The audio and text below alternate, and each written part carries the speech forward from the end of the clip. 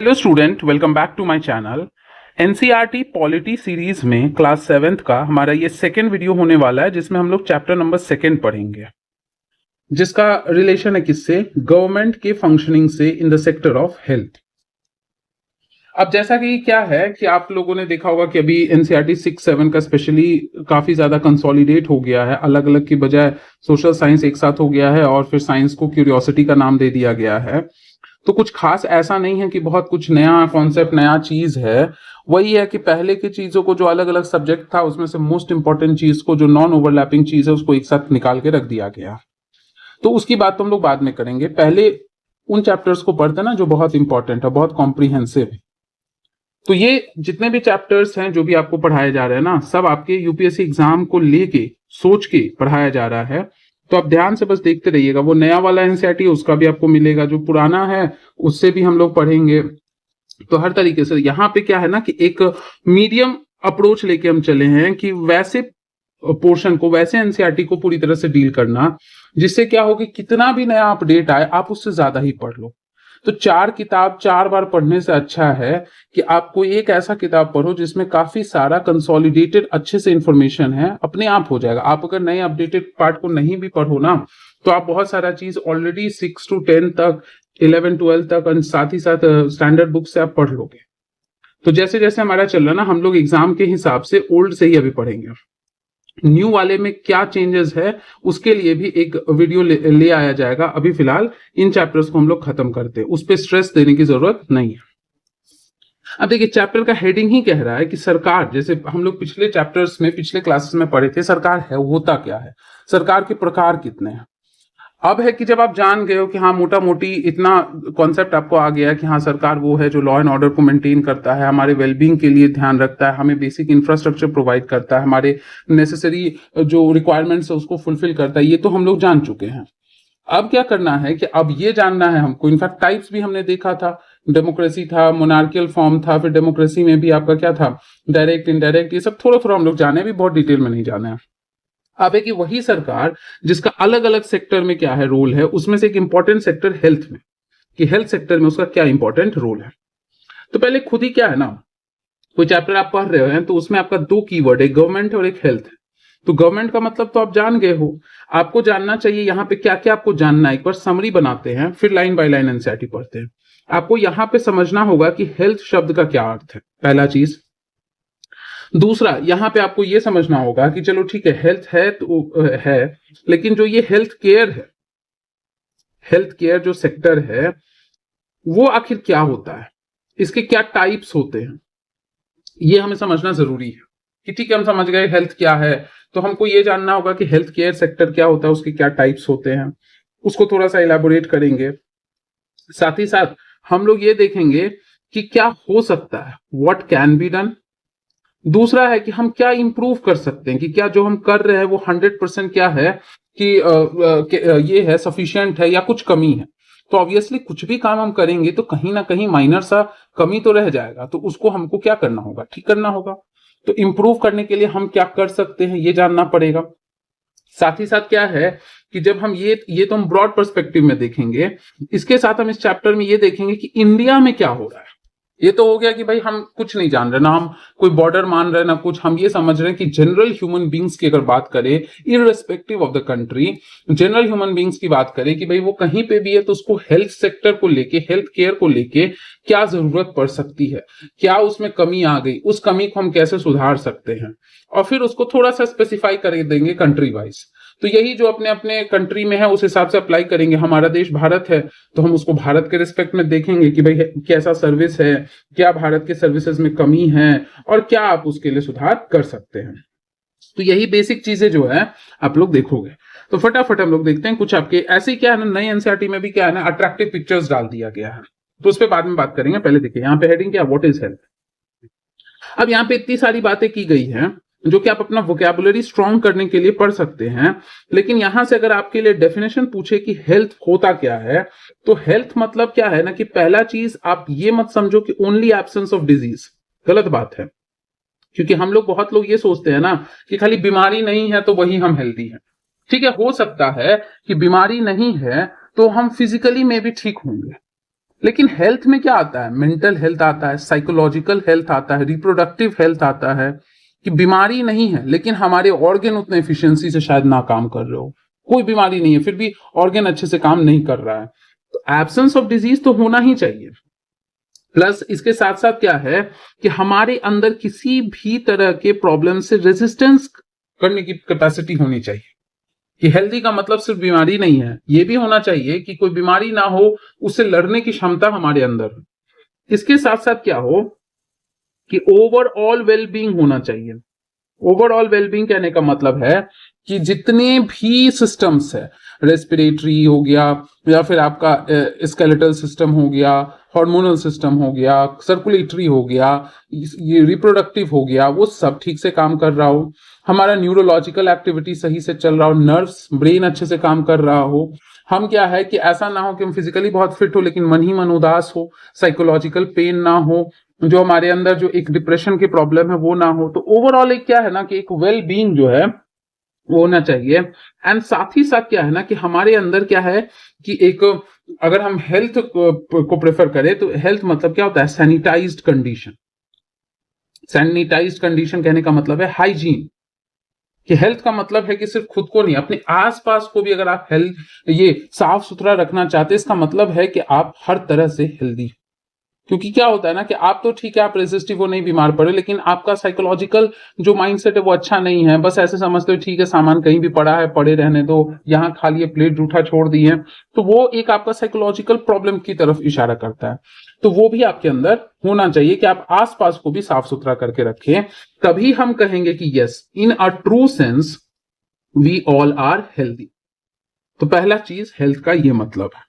अब यहाँ पे वही चीज है, ये कुछ क्वेश्चन कोई काम का है नहीं, बस यही कह रहा है कि डिस्कस कीजिए दोस्तों के साथ हेल्थ क्या है, फिर 2 सिचुएशन पिक कीजिए कॉलेज में जो कि इलनेस से रिलेटेड नहीं है, 2 सेंटेंस लिखिए जो कि आपका हेल्थ से रिलेटेड है, तो ये आप अब लिख सकते हो।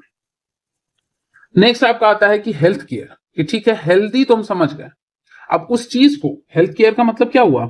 हेल्थ केयर का मतलब हुआ कि जो भी प्रैक्टिसेस है, जो भी प्रैक्टिसेस हम फॉलो करते हैं to maintain healthy life, to maintain healthy life, हम वैसे चीजों को हम कहते हैं क्या है कि हमने हेल्थ केयर मेजर्स लिया है। अब ये हो सकता है कि पर्सनल लेवल पे आप कुछ चीजें फॉलो कर रहे हो तो आपको कि हाँ हम पर्सनल हेल्थ केयर कर रहे हैं, हम अपनी स्किन का केयर करते हैं तो पर्सनल स्किन केयर करते हैं, हम अपने आईज का केयर कर रहे हैं तो हम पर्सनल आई केयर करते हैं। या ये हो सकता है कि पब्लिक लेवल पे हो, हॉस्पिटल्स वगैरह लार्ज लेवल पे इन्वॉल्व हो, तो हम कहेंगे कि वो सेक्टर है। अगर यही चीज आपका लार्ज स्केल पे, ये प्रैक्टिस अगर लार्ज स्केल पे चल रहा है ना, लार्ज स्केल पे, तो हम उसे क्या कहते हैं? हम उसे कहते हैं हेल्थ केयर सेक्टर, क्योंकि एक पूरा ग्रुप है, मतलब एक पूरा डिपार्टमेंट ही बन गया है। जैसे फॉर एग्जाम्पल है कि आप क्या कर रहे हो कि आप कहीं पे पढ़ रहे हो, ठीक है, आप पढ़ रहे हो तो वो आपका एक स्कूल है, लेकिन आप देखो तो पूरे इंडिया के सभी स्कूलों में से उसका एक क्या है रोल, एक इंपॉर्टेंट भागीदारी है उस स्कूल का।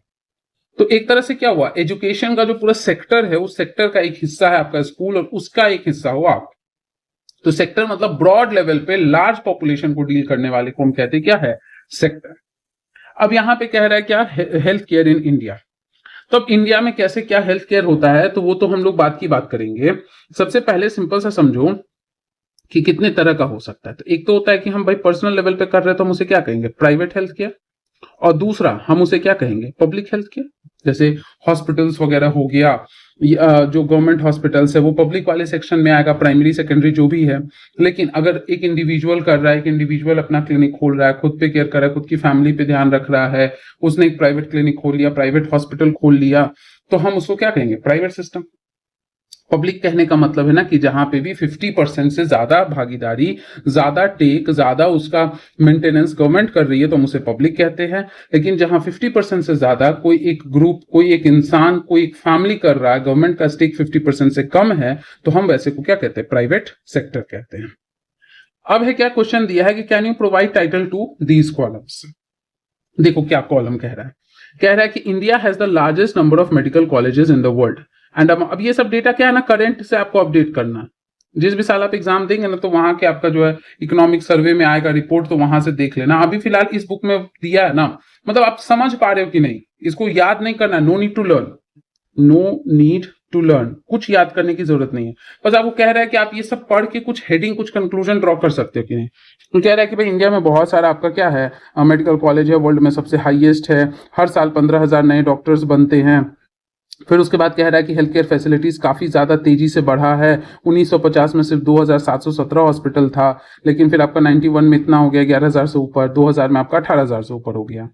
फिर उसके बाद कह रहा है कि India gets a large number of medical tourist. In fact क्या है, मेडिकल टूरिज्म के केस में इंडिया जो है अच्छा खासा ये पॉपुलेशन को अट्रैक्ट करता है। बहुत सारे देश के लोग इंडिया में आके अपना इलाज कराते हैं। इंडिया आपका मेडिसिन के मामले में चौथा लार्जेस्ट प्रोड्यूसर है। अब ये सब यहां से लर्न नहीं करना है, जिस साल एग्जाम दोगे उस साल करंट से अपडेट कर लेना।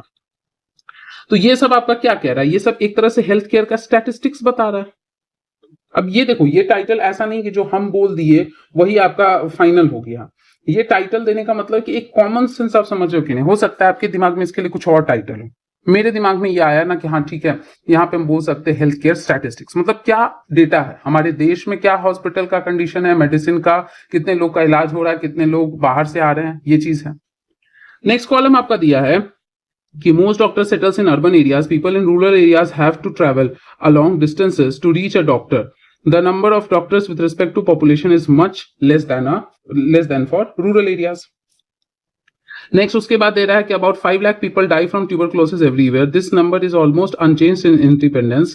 Almost 2 million cases of malaria. मतलब कुछ डेटा है कि बहुत सारे लोग मलेरिया से अभी भी मर रहे हैं, ट्यूबरक्लोसिस से मर रहे हैं। रूरल में ज्यादा प्रॉब्लम है, अर्बन में थोड़ा सा एक्सेसिबल है हेल्थ सेक्टर।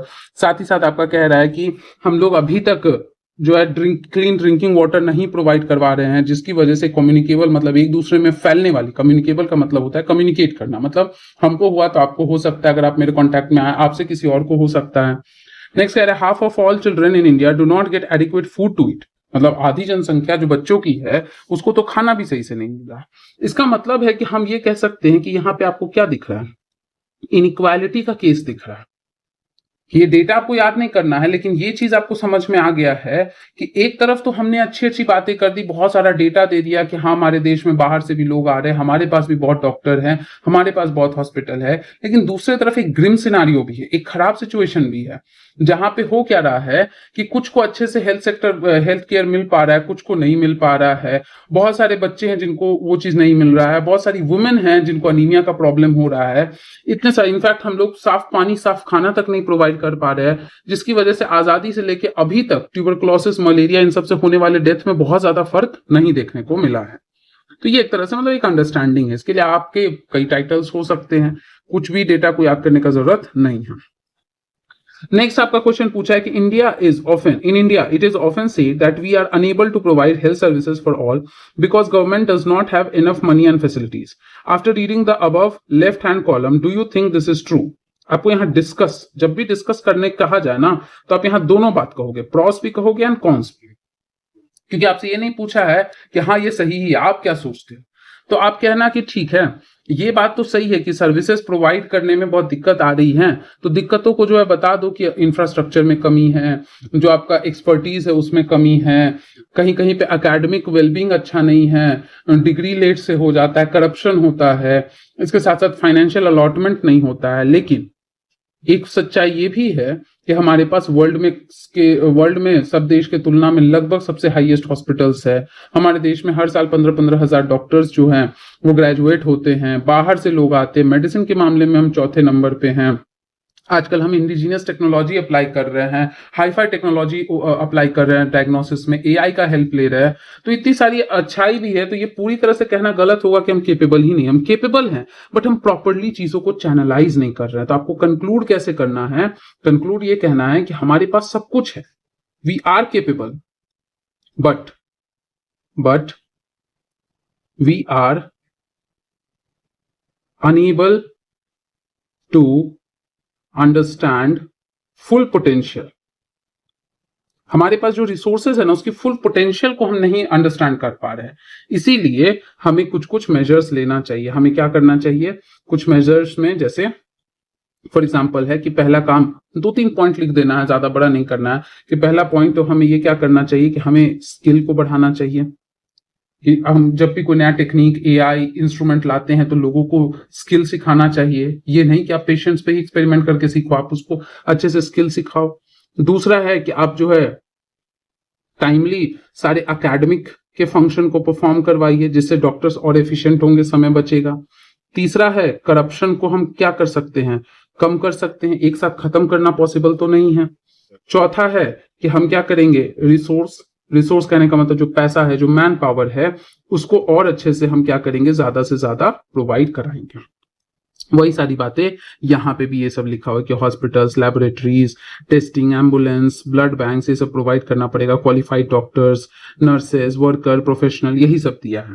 तो पहले तो आप डिस्कस करते हुए बताओगे कि हाँ ये तो प्रॉब्लम्स तो हैं, लेकिन अच्छाई भी है, हमारे पास ये रिसोर्सेस हैं, इसीलिए कंक्लूड करना कि हम मेरा ये मानना है, मतलब दोनों का मिला के देना, जो कॉन्स के साथ होगा वो टीचर भी तुमको नंबर देगा, जो प्रॉस के साथ होगा वो भी देगा, तब तुम कंक्लूड करना कि हाँ ठीक बात है रिसोर्सेस है हमारे पास, हम उसको नहीं सही से यूटिलाइज कर पाते, इसी वजह से हमें ये मेजर्स लेने चाहिए जिससे कि हम रिसोर्सेस को क्या करें, अच्छे से यूटिलाइज करें।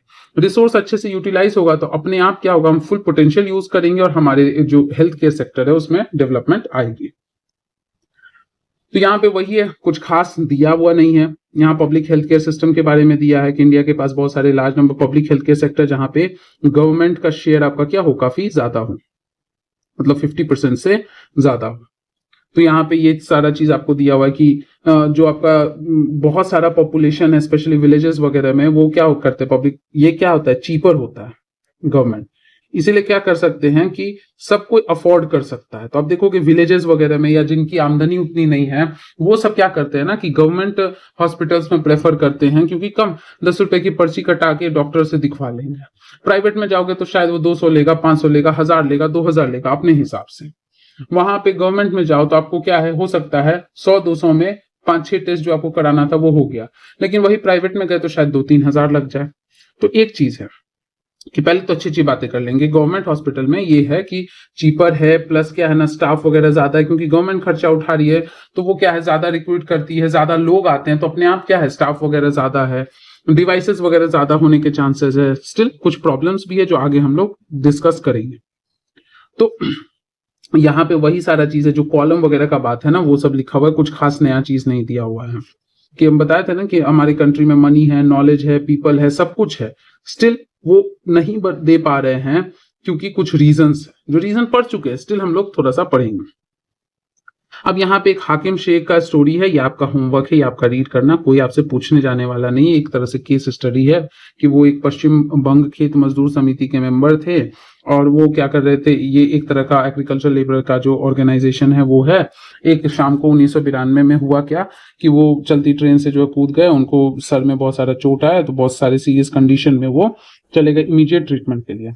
गवर्नमेंट हॉस्पिटल में कोलकाता में गए, बट वो रिफ्यूज कर दिए कि नहीं हम एडमिट नहीं करेंगे क्योंकि मेरे पास खाली बेड नहीं। आज भी देखोगे प्रॉब्लम दिखेगा, स्पेशली एम्स वगैरह में आप देखेंगे कि क्या होता है ना कि कुछ करप्शन भी है, कुछ जेन्युइनिटी भी है। कभी ऐसा होता है ना कि हाँ सच में जेन्युइनली बहुत सारे पेशेंट्स हो जाते हैं जिस वजह से आपका क्या होता है कि बेड नहीं मिलता। लेकिन कभी कभी क्या होता है ना कि पैरवी वाले लोग, जो नेता होते हैं, जो एमएलए एमपी होते हैं, उनके लिए सीट्स पहले से बुक होता है, उसकी वजह से आम जनता को क्या है, डिफिकल्टी फेस करना पड़ जाता है, जिस वजह से आपका क्या है कि वो लोग नहीं बेड मिल पाता है, होते हुए भी उनका शायद नंबर उनका ही आने वाला था, लेकिन पैरवी वाले लोगों ने पहले ले लिया। तो सही बात है, कहीं करप्शन भी, कहीं ये भी है। तो उसके बाद क्या है कि वो 14 घंटा तक क्रिटिकल स्टेट में रहे थे। उसके बाद अलग अलग 8 हॉस्पिटल में ले जाया गया था, बट किसी ने एडमिट नहीं किया। फाइनली उनको प्राइवेट हॉस्पिटल में ले जाया गया जहां उनको ट्रीटमेंट मिला। बहुत सारा पैसा खर्च हुआ। तो हम जैसा बताए थे ना कि ऑब्वियसली अगर आप और हम कोई भी खुद का पूंजी लगा के अगर कुछ खोल रहे हैं तो प्रॉफिट का एक्सपेक्टेशन रखेंगे, और प्रॉफिट का एक्सपेक्टेशन रखेंगे तो जिस वजह से क्या होगा, हम अपने प्रॉफिट को हर चीज में जोड़ेंगे तो सब कुछ महंगा हो जाएगा। तो प्राइवेट थोड़ा सा क्या रहेगा, आपका कॉस्टली रहेगा। लेकिन वहां पे टेक्नोलॉजी बहुत एडवांस रहता है, वहां पे क्वालिटी थोड़ा हाई फाई रहता है।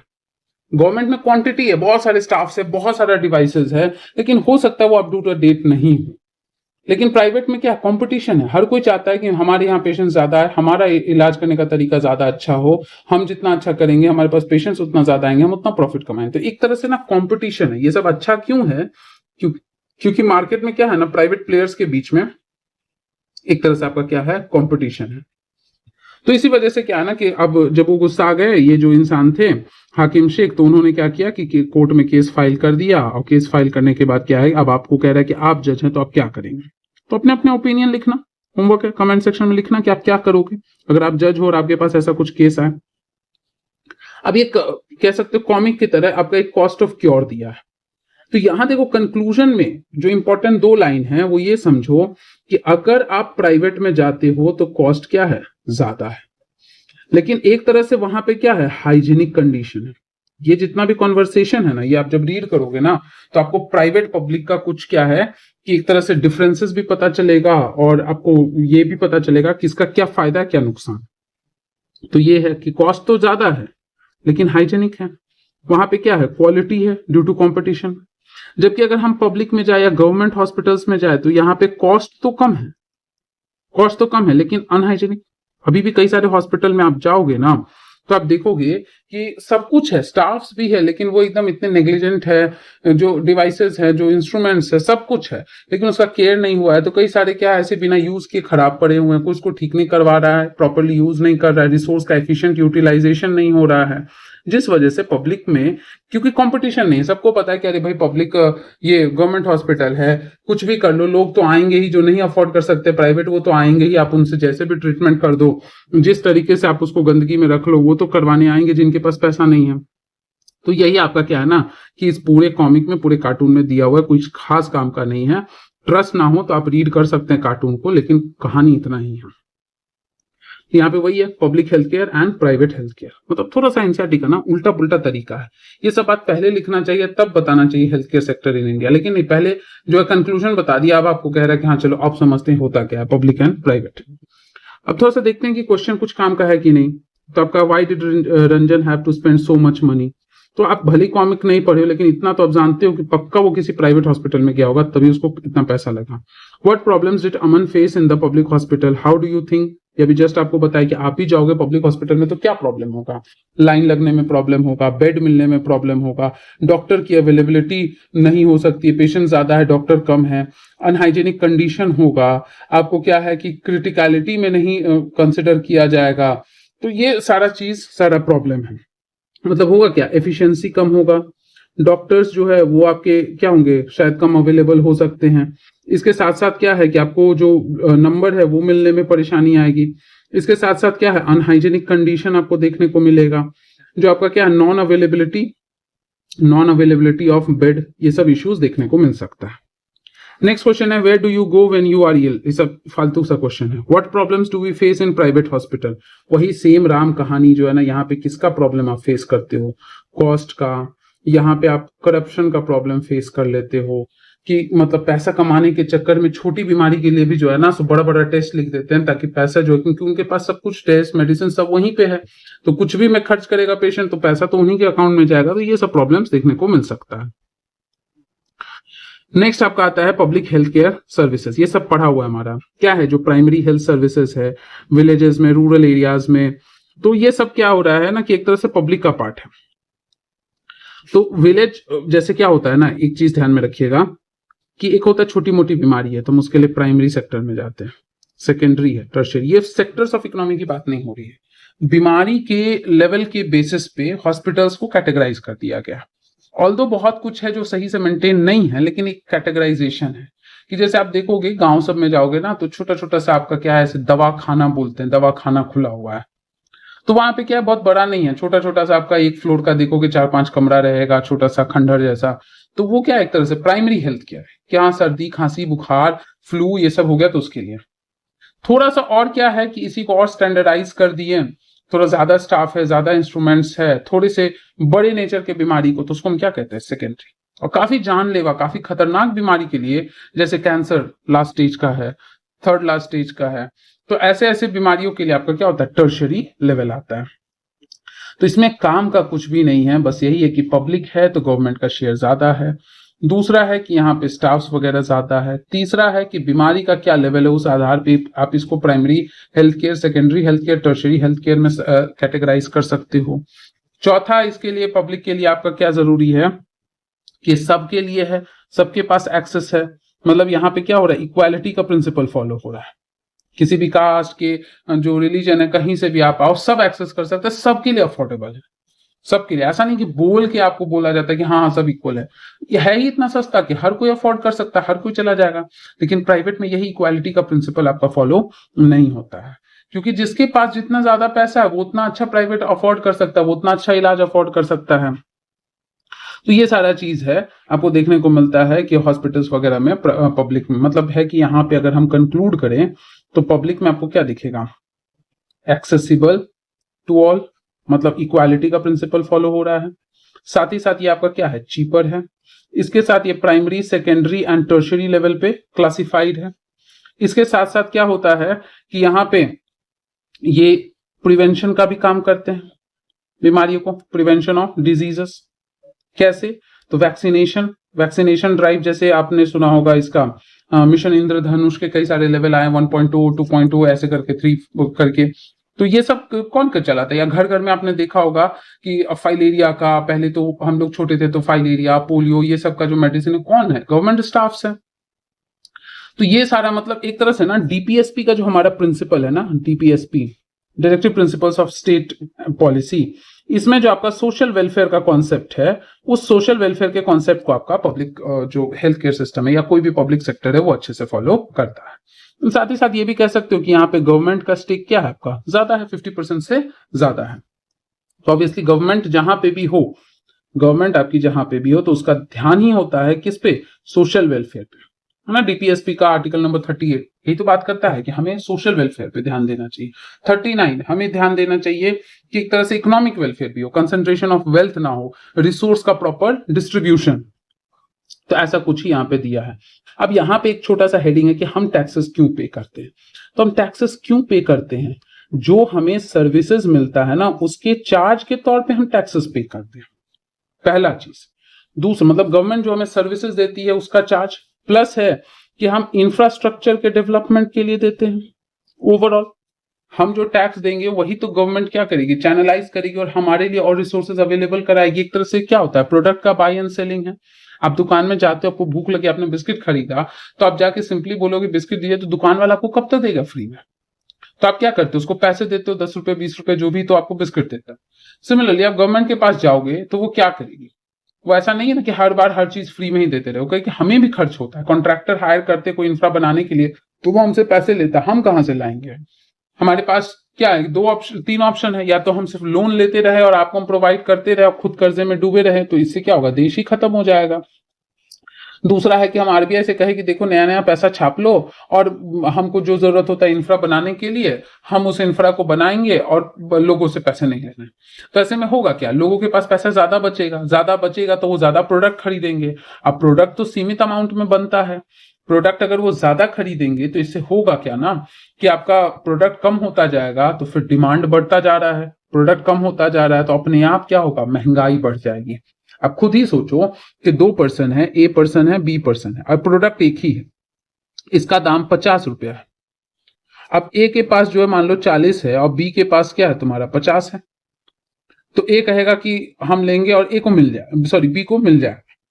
लेकिन मान लो ऐसे में कहा कि ठीक है ऐसा करते, दुकान वाला देखेगा कि बी वाला जो है कहेगा कि देखो हम जो है, अब डिमांड करने लगा, छीना झपटी होने लगा, बोला ये कि भाई मेरे पास भी 50 है, मेरे पास भी 50 है। दुकान वाला तुरंत कहेगा कि नहीं, मेरे प्रोडक्ट का दाम 100 है, क्योंकि क्या है कि वो किसी को मना नहीं कर सकता है, डेमोक्रेसी है। वो ये नहीं कहेगा कि नहीं नहीं हम तुमको नहीं देंगे, हम इसी को देंगे बराबर पैसे पे भी। तो इसलिए वो कहता है क्या है कि महंगाई बढ़ा देते हैं, जो अफोर्ड करेगा उसी को मिलेगा। तो मान लो कि ए के पास अब की बार 200 रुपया, अब बी के पास कह रहा है कि मेरे पास जो है 70 रुपया, तो ये प्रोडक्ट बी को आपका नहीं मिल पाएगा, ए वाला लेके चला जाएगा। तो देखो क्या हुआ, 50 का चीज 100 में, जैसे कोरोना के टाइम में आपका मास्क, सैनिटाइजर, इन सबको लेके। तो महंगाई बढ़ने का मतलब ये नहीं कि दुकानदार अपनी मर्जी से पैसा बढ़ा देता है। वो बहुत रेयर कुछ दुकान वाले होते हैं जो बेईमानी करते हैं, लेकिन मजबूरी होती है, क्योंकि 2 कारण है। पहला कि बाहर में जो दुकानदार जो सामान खरीद रहा है उसको महंगा मिल रहा है, तो वो खुद प्रॉफिट कमाने के लिए प्रोडक्ट को महंगा करके बेचेगा ताकि उसका खर्च निकल सके और प्रॉफिट मिले, वरना वो क्यों सामान बेचेगा। और दूसरा ये है कि डिमांड भी लोग इतना करेंगे, सबके पास पैसा रहेगा, गवर्नमेंट तो कहीं खर्च ही नहीं कर रही है, हमसे टैक्स ही नहीं ले रही है, मेरे पास बहुत सारा पैसा बचा है, तो फिर हम क्या करेंगे कि जहां तहां कुछ भी उल जुलूल खरीदना शुरू कर देंगे। अब उतना नहीं रहेगा दुकानदार के पास, तो बस वो एक तरह से क्या होता है, ऑक्शन वाला दिमाग लगाएगा कि ठीक है तुम दोनों के पास 50-50 है, हम प्रोडक्ट को ही 60 का कर देते हैं, जो अफोर्ड करेगा लेके जाना। तो क्या हुआ, जो 50 का चीज था वो 60 में बन गया। तो इसी वजह से क्या होता है ना, टैक्स पे किया जाता है ताकि एक तरह से महंगाई को भी कंट्रोल किया जा सके। तो यही सब, कुछ खास ऐसा नहीं है, सब कुछ यही सब आपका इन सब में लिखा हुआ है, आप रीड कर लेना, रीड ओनली। जो कॉन्सेप्ट है ना, देखो 6, 7, 8, 9 इनफैक्ट 10 तक भी आपके एनसीईआरटी के नोट्स पर चैप्टर ऐसा नहीं कि 10-10 पेज का बनेगा, 1 पेज 2 पेज में सफिशियंट है। इसमें इतना सारा कहानी, इतना सारा कॉमिक लिखा है, वो सब आपके काम का नहीं, काम का है कि बताओ पब्लिक से जो हेल्थ केयर सिस्टम है उसके क्या फायदे हैं, क्या नुकसान है और वो क्या है, खत्म बात। उसी तरीके से चलो प्राइवेट पे बता दो कि क्या है। तो प्राइवेट में आपका क्या होता है, जो भी क्या हो रहा है कि रजिस्टर्ड मेडिकल प्रैक्टिशनर है, जैसे आप क्लिनिक वगैरह खोलोगे, जब एमबीबीएस कर लोगे तो आपको रजिस्ट्रेशन कराना होगा, या मान लो कि आपने कहा नहीं हम सिर्फ एमबीबीएस के बाद नहीं हम पीजी करेंगे उसके बाद, तो आपको क्या करना पड़ेगा, रजिस्ट्रेशन। जैसे मान लो कि कोई खाने का ठेला ही खोलता है, तो फसाई से FSSAI से क्या जाके लाइसेंस लेता है कि हाँ ठीक है आप खोल सकते हैं, आपके प्रोडक्ट का क्वालिटी ठीक है। आप जगह लोगे तो जगह के लिए आप जाके म्यूनिसिपैलिटी से रजिस्ट्रेशन कराओगे कि इस वाले जगह पे हम अपने बिजनेस को चलाना चाहते हैं। तो ये सारा चीज क्या है, एक तरीके से चलता है। तो वैसे ही क्या है कि डॉक्टर हो आप और केपेबल हो कि नहीं, उस चीज का आपका जो है एक तरह से टेस्ट होगा, आपसे एक तरह से कहो कि आपसे एक तरह से इंटरव्यू लिया जाएगा और उस हिसाब से आपका क्या होगा, रजिस्ट्रेशन होगा। आपका टेस्ट कहने का मतलब ऐसा नहीं कि आपसे सवाल पूछा जाएगा, आपकी एक ओवरऑल पर्सनालिटी, आपका जो डिग्री है उसको कब लिया आपने, उसमें क्या कमी रह गई, आपके सब्जेक्ट के जो मार्क्स है उन सबको लेके आपका रजिस्ट्रेशन हो जाएगा और फिर आप प्रैक्टिस कर सकते हो। अब प्राइवेट हॉस्पिटल्स क्या कर सकता है, डायग्नोसिस, बीमारी का पता लगा सकता है, मतलब जिसमें आप टेस्टिंग वगैरह करते हो, एक्सरे, MRI, ब्लड टेस्ट, ये सब हो गया। साथ ही साथ प्राइवेट हॉस्पिटल्स क्या कर सकता है, मेडिसिन, जैसे गवर्नमेंट, मतलब एक सिमिलैरिटी बता रहे हैं कि गवर्नमेंट हॉस्पिटल्स में भी आपको क्या मिलता है, मेडिसिन मिलता है, आप वहां टेस्टिंग कराते हो, लेकिन वहां खर्चा क्या रहता है, थोड़ा कम रहता है। यहाँ पे खर्चा क्या रहेगा, कॉस्ट क्या रहेगा आपका, ज्यादा रहेगा हर चीज के लिए। ट्रीटमेंट के लिए भी जहां गवर्नमेंट में आपका 500 में हो जाता सारा ट्रीटमेंट, प्राइवेट आपको से शायद 50,000 ले ले। मेडिसिन हो सकता है गवर्नमेंट में आपका क्या है कि सस्ते में सब्सिडाइज्ड मेडिसिन मिल जाए, लेकिन प्राइवेट में क्या है, प्रॉफिट ऐड करके बेचा जाए। डायग्नोसिस टेस्टिंग के लिए आपका क्या है, प्राइवेट प्रॉफिट ऐड करके बेचे डायग्नोस्टिक किट, तो जो आपके लिए महंगा पड़ जाए। तो ये सारे क्या है ना, प्राइवेट के अपने खासियत है, अपनी जो है कमियां हैं। यहाँ पे एफिशिएंसी लोगों के काम करने का क्या है, ज्यादा है, साथ ही साथ क्या है, कंपटीशन है। हाँ लेकिन यहाँ पे कैन बी करप्ट, ये प्रॉब्लम है। फॉर प्रॉफिट मैक्सिमाइजेशन, ये हो सकता है प्रॉफिट के लालच में करप्शन किया जा सकता है। जैसे एक मूवी आई थी अक्षय कुमार की गब्बर, उसमें कुछ ऐसा ही केस दिखाया, बहुत सारे मूवीज में आपको दिखाया गया होगा कि छोटी छोटी करप्शन का मतलब सिर्फ पैसा ही नहीं, छोटा छोटा सा नेग्लिजेंस हो गया। अंकुर अरोरा मर्डर केस, इस मूवी में भी आपको एक छोटा सा माइनर सा नेग्लिजेंस दिखाया है, जो कि एक तरह से करप्ट था। आप अपने जो है अपने आप को शो ऑफ करने के लिए, अपने हड़बड़ी में क्या है कि बिना प्रॉपर ये करने के लिए, प्रॉपर अटेंशन दिए, आपने जो है उस बच्चे ने कुछ खा लिया था, खाली पेट नहीं था, आपने सर्जरी कर दिया और उसकी डेथ हो गई। तो ये सारा प्राइवेट का क्या है, खामी है। अब वही है हेल्थ केयर एंड इक्वालिटी। तो हेल्थ केयर एंड इक्वालिटी ये बहुत बड़ा समस्या है, ठीक है, बहुत बड़ा समस्या है। इन द सेंस क्या है आपका कि कई जगहों पे है इक्वालिटी, गवर्नमेंट हॉस्पिटल्स में है, लेकिन वहां हाइजीन का, क्वालिटी का इश्यूज है। तो पहला चीज क्या है ना कि जब आप इक्वालिटी की बात करते हो तो यहाँ पे सबसे पहला पॉइंट आप ये याद करके रखिए कि यहाँ पे प्राइवेट, हमारे इंडिया में प्राइवेट सेक्टर बहुत बढ़ रहा है। अब प्राइवेट सेक्टर बढ़ रहा है जिस वजह से आपका क्या हो रहा है ना कि चीजें कॉस्टली ज्यादा हो रही है। माइंड में ये आ रहा है ना सबके कि प्राइवेट ज्यादा अच्छा इलाज करता है, हमें प्राइवेट के पास ही जाना चाहिए, तो लोग ज्यादा प्राइवेट की तरफ जाते हैं, ज्यादा खर्च भी, कर्ज लेके भी वहां जाते हैं। तो इस वजह से क्या है, कॉस्टली पड़ जाता है। दूसरा है यहाँ पे रूरल अर्बन डिवाइड का इशू है। अर्बन में क्या होता है, सब कुछ इजिली एक्सेसिबल है, काम का पॉइंट आपको यहाँ पे लिखवा देते हैं। इजिली एक्सेसिबल है, जबकि रूरल में नहीं है, उतना नॉलेज भी नहीं है। इसके साथ साथ आपका क्या है, तीसरा चीज, लोगों के बीच में इग्नोरेंस है, अपने राइट्स को लेकर नॉलेज ही नहीं उनके पास कि कैसे अपने राइट को अवेल करना है, अपने आप का वेलफेयर कराना है, ये प्रॉब्लम है। चौथा है यहाँ पे सबसे ज्यादा प्रॉब्लम प्रॉफिट मैक्सिमाइजेशन का, प्रॉफिट मैक्सिमाइजेशन का, जिस वजह से हो क्या रहा है, सिस्टम में करप्शन फैल रहा है। आजकल गवर्नमेंट में भी लोग ऐसा कर रहे हैं कि चीपर है, लेकिन फिर भी डॉक्टर लालच देते हैं कि यहाँ पे आपका केयर अच्छे से नहीं हो पाएगा, आप हमारे हॉस्पिटल में आ जाना, हम कर देंगे केयर। तो जिस वजह से झांसे में जिनके पास उतना नॉलेज नहीं है, इग्नोरेंट है, और दूसरा है एक इमोशनल कह सकते हो ब्लैकमेल भी किया जाता है कि आप यहाँ रहोगे तो ऐसे कंडीशंस आएंगे, अनहाइजेनिक सिचुएशन होगा, आप अपने लव्ड वन को खो दोगे। तो इस डर में कि कहीं मेरे लव्ड वन को कुछ हो ना जाए, इस डर में लोग क्या करते हैं, एक तरह से बेवकूफ बन जाते हैं और चले जाते हैं प्राइवेट में, जिससे उनको क्या है कि एक तरीके से कॉस्टली पड़ जाता है, और ये एक तरह का स्कैम भी, एक तरह का क्या है, करप्शन भी है। फिफ्थ है क्या कि जो आपका पॉवर्टी लेवल है इंडिया में अभी भी बहुत ज्यादा, नीति आयोग का क्या है कि रिसर्चेस वगैरह भी बताया मल्टी डायमेंशनल पॉवर्टी अच्छा खासा है, जिस वजह से अफोर्ड नहीं कर पाते हैं, can't afford good health care, ये इश्यूज आता है। लगभग आप करंट के डेटा से देखो तो 25 से 30% लोग हैं जो proper health care, proper diet, proper nutrition नहीं फॉलो कर पाते हैं। बुक में कुछ पुराने डेटा दिए होंगे ना, उसको छोड़ दो, ये सब जितना भी डेटा है ना, इसको आप क्या करना, करंट के डेटा से जिस साल एग्जाम दोगे वहां से अपडेट कर लेना।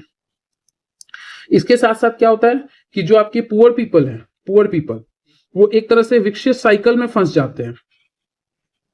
मतलब एक जो परेशानी वाला जो चक्र है कि होता क्या है कि इनके लिए क्या बन जाता है, कॉस्टली है, कॉस्टली है, जिसके लिए वो क्या करते हैं, लोन लेते हैं, लोन लेते हैं तो उनको एंजाइटी, डिप्रेशन, ये सब का समस्या आता है, फिर उसका ट्रीटमेंट कराते हैं, वो ट्रीटमेंट उनको कॉस्टली पड़ता है, अगेन ये चलता रहता है आजीवन।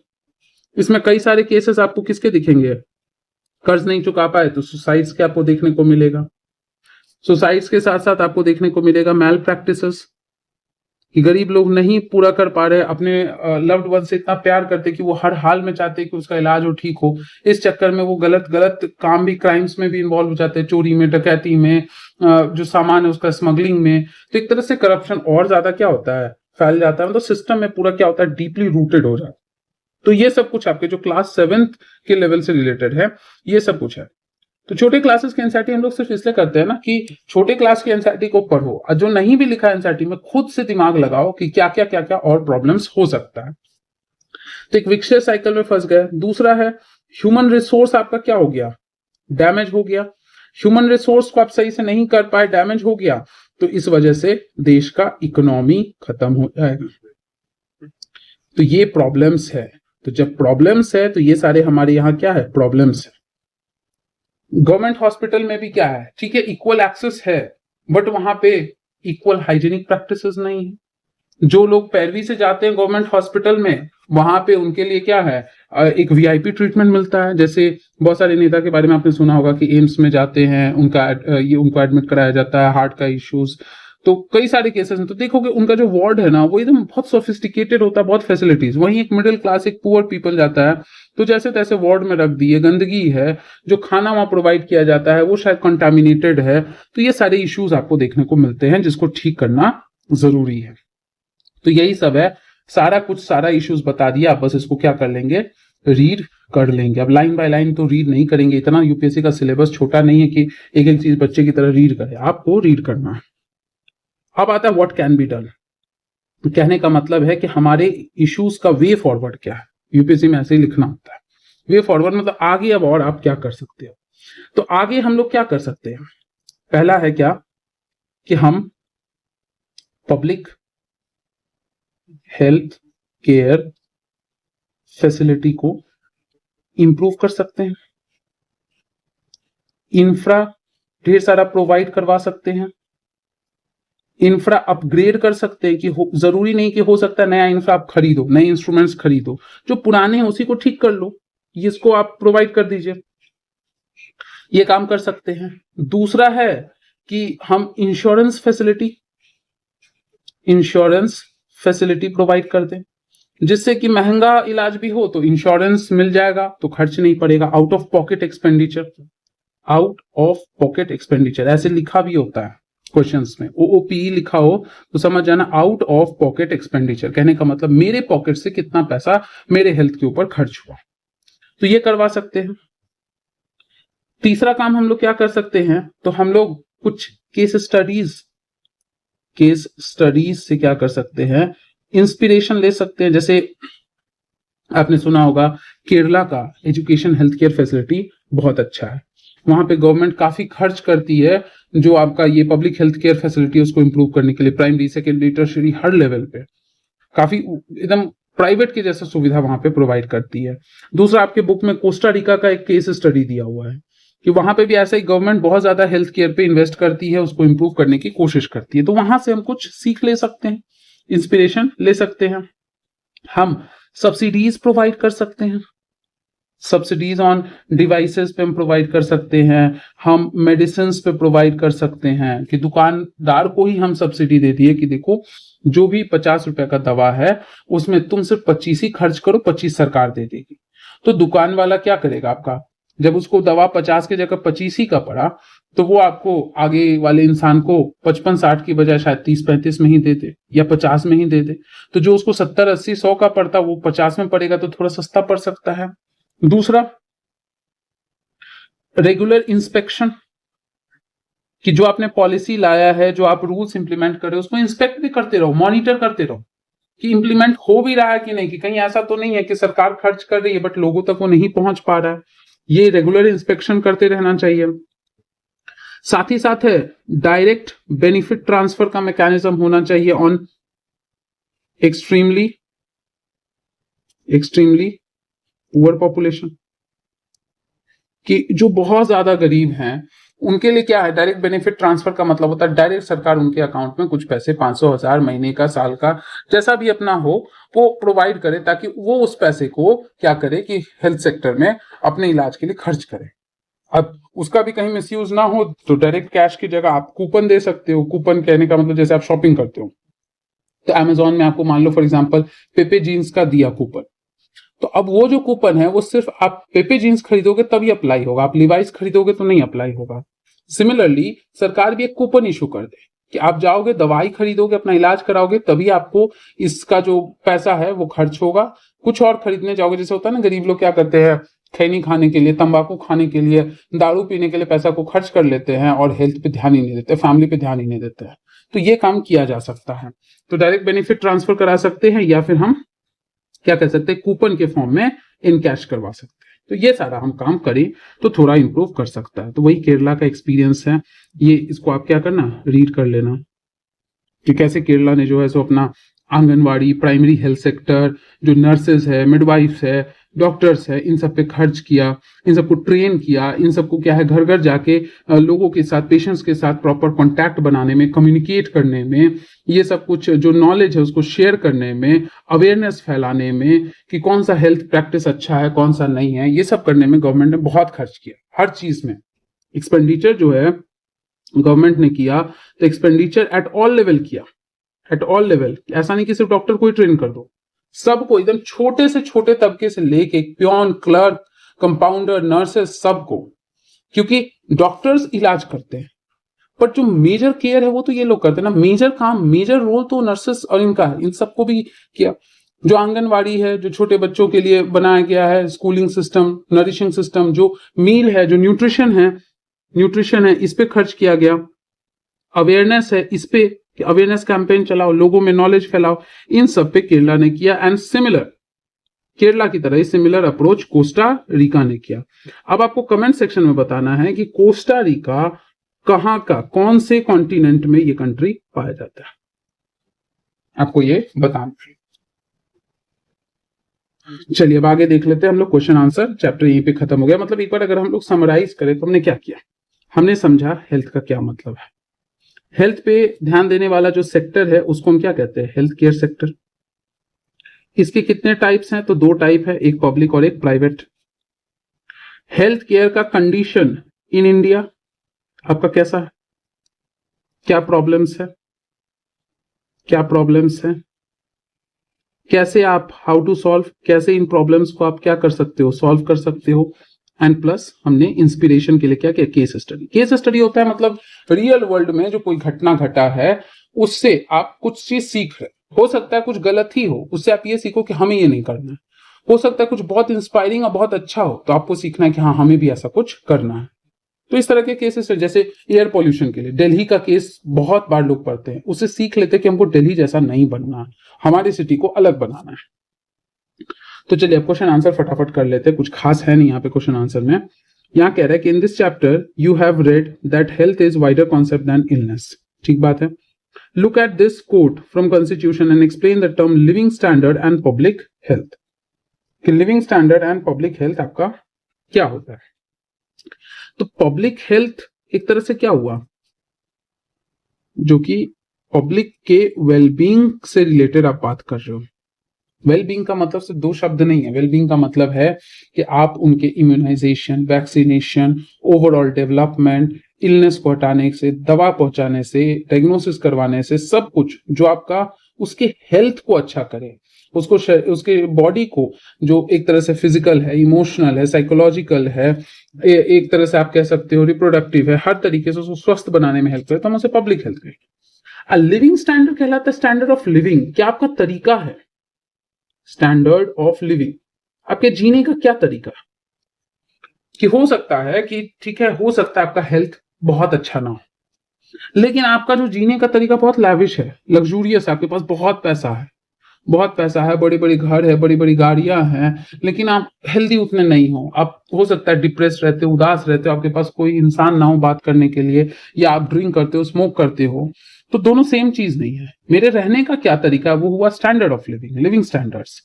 लेकिन जब हेल्थ पे लोगों के मतलब लार्ज पॉपुलेशन के हेल्थ को ध्यान में रखते हुए उसके इंप्रूवमेंट के लिए काम किया जाए, तो उसे हम पब्लिक हेल्थ कहेंगे। एंड आई होप कि अब आपके पास इतने सारे पॉइंटर्स हो गए हैं जिसको आप अपने वर्ड्स में लिख सको। अपने वर्ड्स में लिखिए, सही गलत जो भी है आप उसको लिखिए, अपने नियर बाय ट्यूटर से, टीचर से चेक कराइए। नहीं कोई आपको दिख रहा है तो कमेंट सेक्शन में लिख सकते हैं, या आप हमारे साथ इंस्टाग्राम पे कनेक्ट करके वहां आप अपने आंसर्स भेज सकते हैं। उसको प्रॉपरली टाइमली रिव्यू किया जाएगा और आपको फीडबैक दिया जाएगा। ये छोटे छोटे आंसर लिखोगे तो अपने आप क्या होगा, बड़े बड़े आंसर्स लिखना सीख जाओगे। नेक्स्ट है, what are the different ways through which the government can take steps to provide health care for all. वही आपका वे फॉरवर्ड जो सिखाए थे ना, कि क्या क्या स्टेप कर सकते हैं जिससे कि फॉर ऑल कहने का मतलब है कि इक्वालिटी की बात गवर्नमेंट कर सकता है, तो ये आप लिख सकते हो। What differences do you find between private and public health services. Already done, हम लोग ऑलरेडी कर चुके हैं कि गवर्नमेंट में क्वांटिटी पे फोकस है, यहाँ क्वालिटी पे है। प्राइवेट में कंपटीशन है, गवर्नमेंट में उतना कंपटीशन नहीं है, लीनियंट वर्क है। साथ ही साथ प्राइवेट में हाइजीनिक सिचुएशन है, लेकिन गवर्नमेंट में नहीं है। प्राइवेट में काफी ज्यादा हाई लेवल पे करप्शन हो जाता है प्रॉफिट मैक्सिमाइजेशन के लिए, गवर्नमेंट में थोड़ा कम होता है। ऐसा मत कहना कि नहीं होता, करप्शन सब जगह होता है, लेकिन कहीं ज्यादा कहीं कम होता है। गवर्नमेंट चीपर है, बट प्राइवेट क्या है, कॉस्टलियर है। तो बहुत सारे पॉइंट्स है आपके पास। नेक्स्ट है, improvement in water and sanitation can control many diseases, explain with examples. यहाँ एग्जांपल के तौर पे आप क्या ले लो, कॉलेरा का एग्जांपल ले लो, टाइफॉइड का एग्जांपल ले लो, एनसेफेलाइटिस का एग्जांपल ले लो, एक्सेट्रा, काला आजार, मलेरिया, ये सब, चिकनगुनिया, ये सब एग्जांपल ले सकते हैं। और आप बता सकते हैं कि पानी गंदा रहेगा, वाटर जो है अगर ये कंटामिनेटेड है, तो यहाँ पे बहुत सारा जो है ना वेक्टर कहने का मतलब डिजीज कॉजिंग जो ऑर्गेनिज्म है वो ग्रो करेगा। देखते हो गंदे पानी पे जो है नाली वाली के आसपास बहुत सारा मच्छर, मक्खी, ये सब बैठा रहता है। वेक्टर ग्रो करेगा तो ये ऑब्वियसली क्या करेगा, डिजीज को वहां से स्प्रेड करेगा, गंदगी को उठा के लाएगा और हमारे खाने पे बैठ जाएगा, हमारे पानी पे बैठ जाएगा, और वो कंटामिनेटेड जो नाली का था, जो आपका ह्यूमन फीकल डिपॉजिट्स था, वहां से सारे बैक्टीरिया को, कंटामिनेंट्स को लाके हमारे खाने में डाल देगा, हम बीमार पड़ जाएंगे। तो ये प्रॉब्लम हो सकता है, मतलब इतने सारे वेक्टर्स ग्रो करेंगे। प्लस कंटामिनेटेड है तो हम उसको ड्रिंक करेंगे तो उसकी वजह से भी हमारे जीआईटी, गैस्ट्रोइंटेस्टाइनल ट्रैक्ट, या कह सकते हो डाइजेस्टिव ट्रैक्ट में प्रॉब्लम आएगा, डाइजेस्टिव प्रॉब्लम्स आएगा, तो ये सारा प्रॉब्लम्स आ जाएगा। गंदगी रखेंगे तो ऑब्वियसली गंदगी रखेंगे तो सेम वही चीज, गंदगी रहेगा तो मच्छर, मक्खी, बैक्टीरिया, वायरस, पैथोजेंस पनपेगा, उससे बीमारी फैलेगा। गंदगी रहेगा तो पोल्यूशन होगा, पोल्यूशन से फिर अल्टीमेटली जानवर, इंसान, पेड़ पौधे सब बीमार हो जाएंगे। यही कारण है कि हमें पानी को, हवा को, मिट्टी को, सबको साफ सफाई सैनिटेशन पे ध्यान देना चाहिए। इसको अपने वर्ड्स में लिख लेना। नेक्स्ट है कुछ मतलब मीनिंग्स है। पब्लिक का क्या मतलब है, प्राइवेट का क्या मतलब है, कि कुछ इंडिविजुअल या कंपनी, मतलब कुछ लोग अपने प्रॉफिट के लिए करते हैं, लेकिन सभी पीपल के लिए उतना प्रॉफिट नहीं, जबकि वेलफेयर पे फोकस किया जाता है। पब्लिक में वेलफेयर पे फोकस किया जाता है, डीपीएसपी के प्रिंसिपल्स पे फोकस किया जाता है, आर्टिकल नंबर 38 39 को ध्यान में रखते हुए फोकस किया जाता है स्पेशली। ऐसा नहीं कि सिर्फ 38 39, बहुत सारा है। हम लोग डीपीएसपी पढ़ेंगे ना, तीन टाइप के है। शर्मा जी ने जो है डिस्क्राइब किया था, कॉन्स्टिट्यूशन कभी भी डिवाइड नहीं करता है। सहूलियत के लिए शर्मा जी ने, I think MK Sharma ji ने उसको डिवाइड किया था लिबरल्स में, सोशलिस्ट में और गांधीयन में। मेडिकल टूरिस्ट मतलब जो लोग बाहर से आते हैं हमारे देश में सिर्फ इलाज कराने के लिए, ऐसा नहीं कि घूमने घामने के लिए, इलाज कराने के लिए आते हैं। कम्युनिकेबल जो एक दूसरे में फैल सके। ओपीडी आउट पेशेंट्स डिपार्टमेंट, जैसे गवर्नमेंट हॉस्पिटल में जाते होगे ना, तो क्या होता है कि ये सबसे पहले जो आप पर्चा कटाते हो और सबसे पहले जहां आपको भेजा जाता है कि हाँ प्राइमरी जो डायग्नोसिस है, प्राइमरी